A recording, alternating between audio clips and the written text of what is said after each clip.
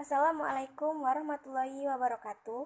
Saya Mutiara Sabila dari kelas 12 IPA 2 nomor absen 24 ingin melakukan analisis tentang pelanggaran hak dan pengingkaran kewajiban warga negara.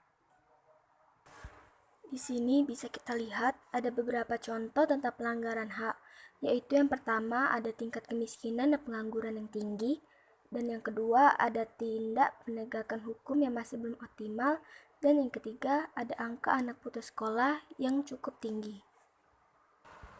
Ada pula 3 contoh tentang pengingkaran kewajiban warga negara. Yang pertama adalah tidak menaati peraturan lalu lintas, yang kedua merusak fasilitas umum, dan yang ketiga adanya tindakan korupsi.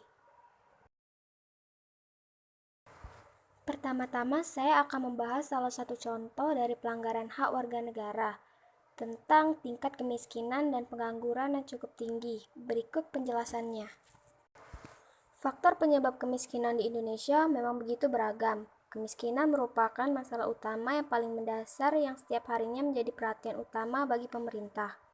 Apalagi di Indonesia masih memiliki masalah yang cukup pelik dalam memberantas kemiskinan.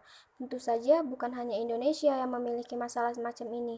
Banyak negara juga berkutat dengan masalah kemiskinan, bahkan lebih parah dari Indonesia. Setelah kita mengetahui secara jelas definisi dari kemiskinan tersebut, selanjutnya wajib kita ketahui adalah faktor yang menyebabkan kemiskinan tersebut. Secara umum, faktor yang menyebabkan kemiskinan dapat dikelompokkan menjadi 5 faktor, yaitu antara lain tingkat pendidikan yang masih rendah, masih terbatasnya lapangan pekerjaan, malas bekerja, beban hidup keluarga, keterbatasan sumber daya alam maupun modal. Adapun upaya-upaya yang harus dilakukan pemerintah untuk mengatasi masalah-masalah kemiskinan dan pengangguran, yaitu dengan memberikan pelatihan kerja, meningkatkan mutu pendidikan, meningkatkan jiwa kewirausahawan, memberikan informasi tentang lowongan kerja, dan transmigrasi. Itu merupakan analisis dari saya tentang salah satu pelanggaran kewajiban hak warga negara. Yang selanjutnya adalah tentang pengingkaran kewajiban warga negara. Salah satu contoh yang akan saya jelaskan adalah tentang merusak fasilitas umum, atau biasa disebut dengan vandalisme.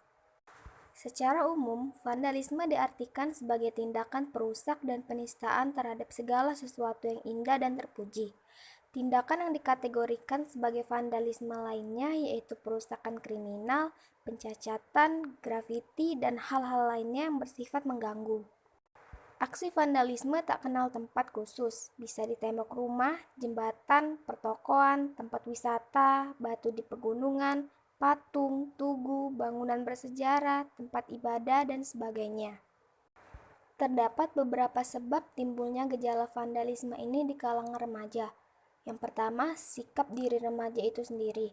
Remaja melakukan vandalisme karena mereka memiliki sikap apatis terhadap kehidupan keseharian. Remaja juga tidak memikirkan masalah yang akan dihadapi oleh orang banyak dan kerugian yang ditimbulkan dari aksinya. Yang kedua, sikap negatif keluarga. Sikap negatif keluarga juga turut menjadi faktor penyebab remaja melakukan vandalisme. Kebiasaan orang tua tidak menegur sikap anak yang bersikap negatif. Dan yang terakhir, pengaruh teman.